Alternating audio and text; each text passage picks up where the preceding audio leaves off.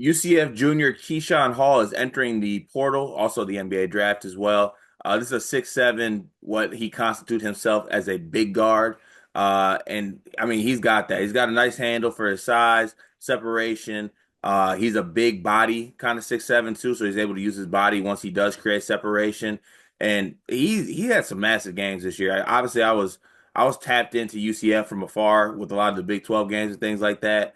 He had himself some performances, right? He averaged just under 19 points a game, 7 rebounds, 2.3 assists, 45% from the field, 37% from three on 4 attempts. So, respectable from out there. Um, he's just he's what you constitute as a guy who can go get you one, right? Like if you want someone to be like, oh, go do him, that's his favorite form of offense.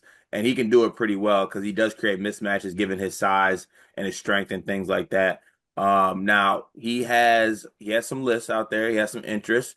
John Rothstein reported that he has Zoom calls scheduled with Arkansas and LSU currently. Some of the other schools that are on his list are Auburn, Kansas, and UConn. So some interesting schools on that list. So I'll throw it to you first, Dion, as far as your thoughts on Keyshawn Hall, and then kind of what you think about his list and maybe where his fit would be best. What I like about Keyshawn is he's a three that I think can guard the four too. You kind of mentioned like he's a bigger 6'7". He is 235 pounds.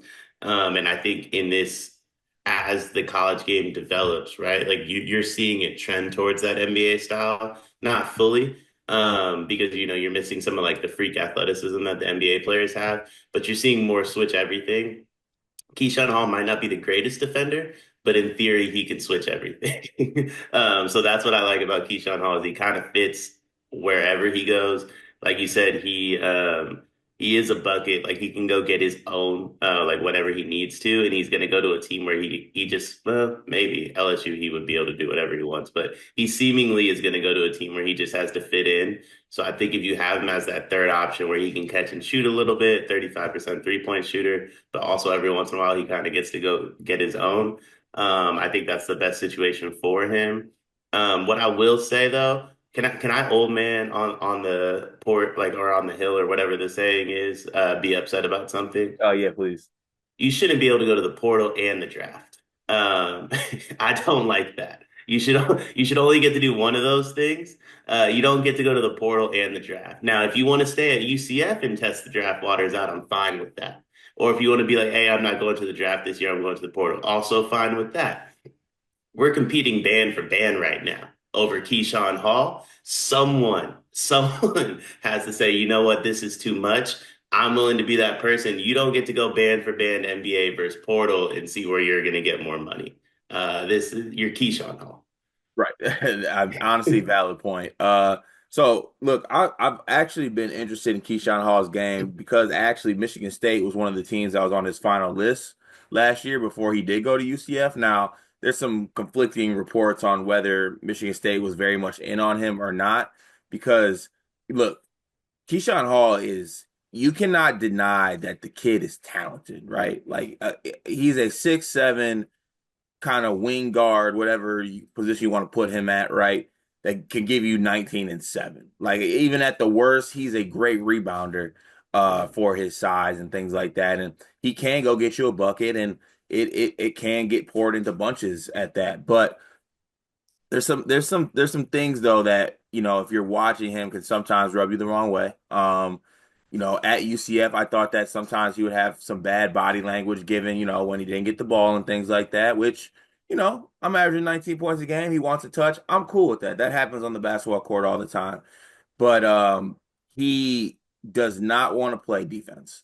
Not just refuses. Not part of it. He doesn't want to do that. He didn't sign up for that. He will not sign up for that. So it'll be interesting to see kind of if like he was to go to another system, where are they going to put him? Where are they going to make him defend? And then you also got to point this out that this would be his fourth school in as many years. Um, Now some of that is because of coaching changes and things like that, so nothing like too crazy.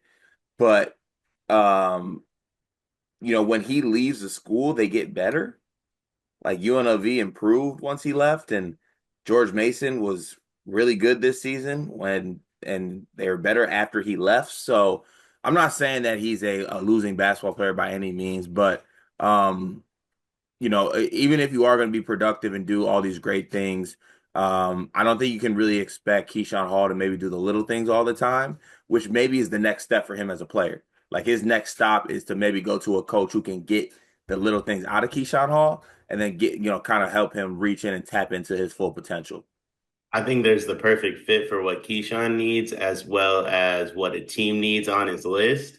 And I mean, I know he's making the NBA and the NIL go bam for bam, but I also think this would increase his NBA bag if he goes to UConn. Um, I think they need a wing like him. They're going to have a very talented freshman group coming in. Obviously, we don't know what Caravan's going to do, but I feel like we do based off his post game comments. McNeely, with where he's being mocked, would be crazy to come back. So I think they're going to need that veteran that can get them a bucket. And Hurley's going to challenge him on the defensive end. Hurley's going to challenge him to make the right plays. And if we're being completely honest, if he doesn't want to do both those things, he won't get to play up there. So I think it's only going to help his draft stock. Yeah, we'll see what Keyshawn Hall's kind of uh I think wants and desires will be given who his school choices are. Because if he does the thing that I think he wants to do, he'll go to LSU, he'll get paid, and he'll get his. He'll be crazy in the SEC. I don't think they're going to win many games, but if he wants to maybe tap in and reach his full potential, there's some other schools on there that I think can help him tap into that. So it'll be interesting to see. Honestly, I'm surprised that Ohio State's not in on him as a player. Like he's a Cleveland, Ohio native.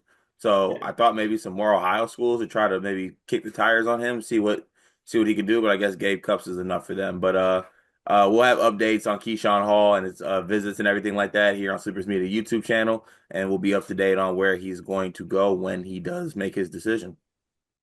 It is March, and that means that March Madness is upon us. And if you are looking for a place to play, Underdog Fantasy has you covered. Sign up and deposit using code SLEEPERS, that's code SLEEPERS, to receive up to $1,000 in bonus credit plus a free pick. Head over to Underdog Fantasy today and use promo code SLEEPERS to take advantage of this amazing offer.